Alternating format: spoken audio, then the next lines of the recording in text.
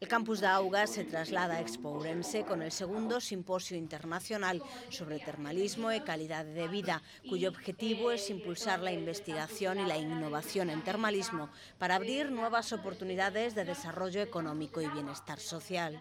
De solucionar y mejorar la calidad de vida de nuestros ciudadanos en general, surgirán, y con el agua como elemento central, surgirán muchas oportunidades en forma de nuevos procesos, de nuevos productos, de nuevas formas de hacer una economía más sostenible en el planeta en el que vivimos.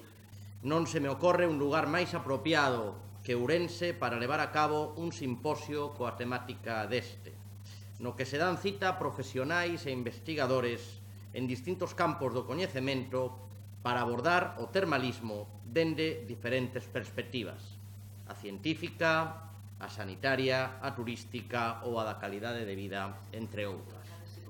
Durante 2 días, unos 200 investigadores y agentes del ámbito público y privado del sector intercambiarán investigaciones, conocimientos y necesidades. En Ourense queremos practicar el termalismo de una manera lúdica, pero también social y saludable. Queremos también recibir turistas en nuestras instalaciones, mas también queremos ser referente de vanguardia, de innovación, de conocimiento, de intercambio de experiencias, que es precisamente lo que nos va a proporcionar este simposio. El acto inaugural servía además para rendir homenaje al doctor Luis Rodríguez Míguez. Con un claro compromiso de servicio público a Ourense y por extensión a Galicia, a nuestro país. Impulsor de los estudios de hidrología médica en Galicia y de todo cuanto está relacionado con el termalismo.